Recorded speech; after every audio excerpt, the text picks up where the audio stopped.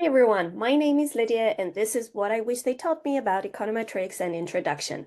First of all, congratulations for making it through all of the assumptions and statistical properties videos.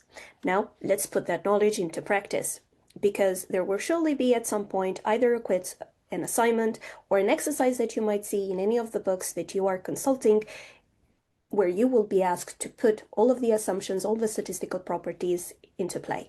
So the first exercise that I have picked today is biased or unbiased. When I explained to you the first statistical property and I showed you the math, I also introduced to you the properties of the expectation operator, because in order for you to show whether an estimator is biased or unbiased, I emphasized that you'll have to use the estimation operator. So let's put all of that knowledge now into practice.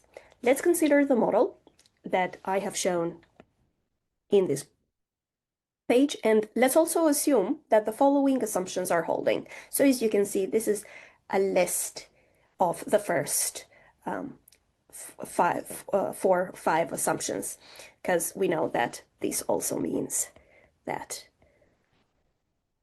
the conditional one is also fulfilled. The unconditional one is also fulfilled. The estimator that I'm going to ask you to try and prove that is unbiased or not is the following right here. Before you watch the entire video, take a few moments, pause the video, and just try to answer it yourself. Don't jump to the algebra right away, but first think, where could the bias come from? Well done for having a thought about it on your own. Now, let's go to calculating and to also finding the key ideas and the thought process that you should follow anytime you have an exercise like this one. Keep in mind, an estimator is unbiased if the error term disappears when we take expectations, or no other items basically that shouldn't be there compared to the actual expression that we know about the beta hat show in there. So that means that your entire job is to see whether either the error term or something else sneaks into the expected formula that you will have for the estimator in expectation. So keeping that in mind, let's plug in the model into the actual estimator that we're given in here. What we can substitute is the y in here because that comes from the model. So beta 1 tilde is equal to the sum of xi, and we've got beta null plus beta 1 xi plus epsilon I. Then sum of xi squared. If we split this into three parts, and keep in mind here we're using the properties of the summation operator, so if you don't remember the properties, make sure you check the video that revises all those properties. So by splitting it up, I will have beta null, the sum of xi divided by the sum of xi squared, and just for speed, I am not going to add to all of the summation notations the I from 1 to n, but think as if I've added that to all of the summation notations.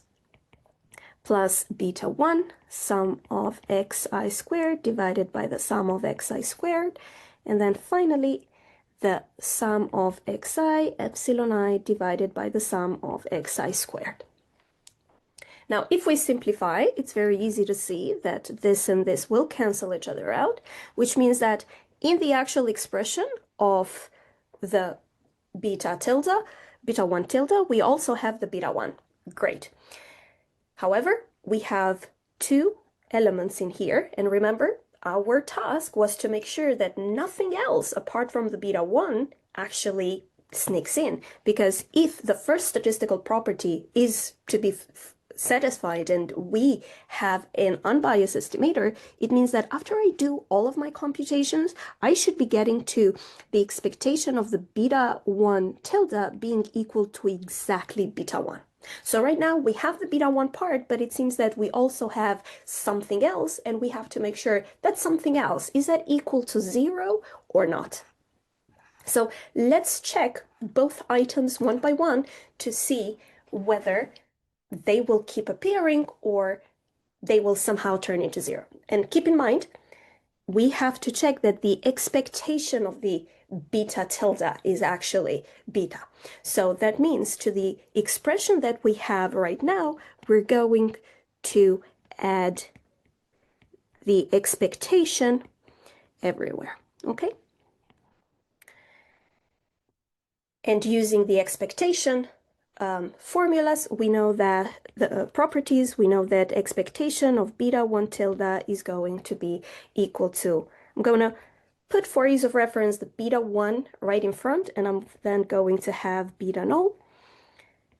And here the expectation of the sum of xi divided by the sum of xi squared, plus finally the expectation of the sum of xi epsilon I divided by the sum of xi squared.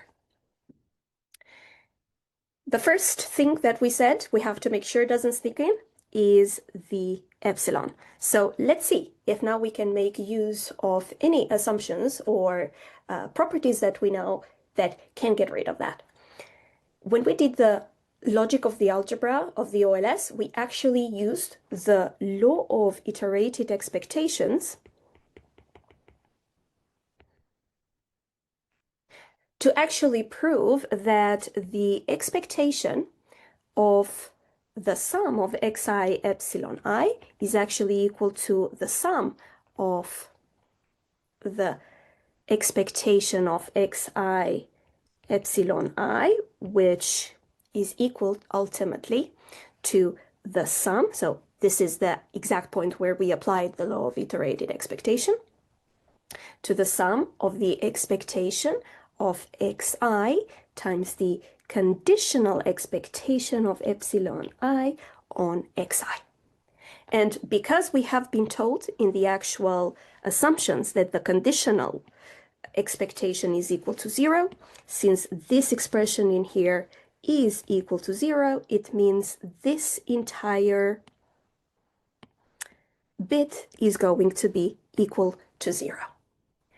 Great. Now we still have one more element though. So what happens to this expression? And the thing is, unless xi, the sum of all of your xi's, is equal to 0, then this term will not vanish. So in general, that means that ultimately for this estimator, we have found that the expectation of the beta 1 tilde is beta 1 plus beta null, the expectation, and then here xi, which is the same as saying ultimately the sum of xi divided by the sum of xi squared. So the expectation of beta 1 tilde ultimately is not equal to just beta 1, which means you have a biased estimator. Okay? So, takeaways from this kind of exercise. To check unbiasedness, always ask, does the error or something else survive in the end of you taking the expectation? Make sure you use conditional expectations. And keep in mind, the zero conditional mean obviously is going to kill the error-driven bias. But the bad estimators, just like in this case, can also be biased for other reasons. And this was what created the bias in our case. Make sure you practice this exercise also on your own. And otherwise, I'll see you in the next video with another exercise.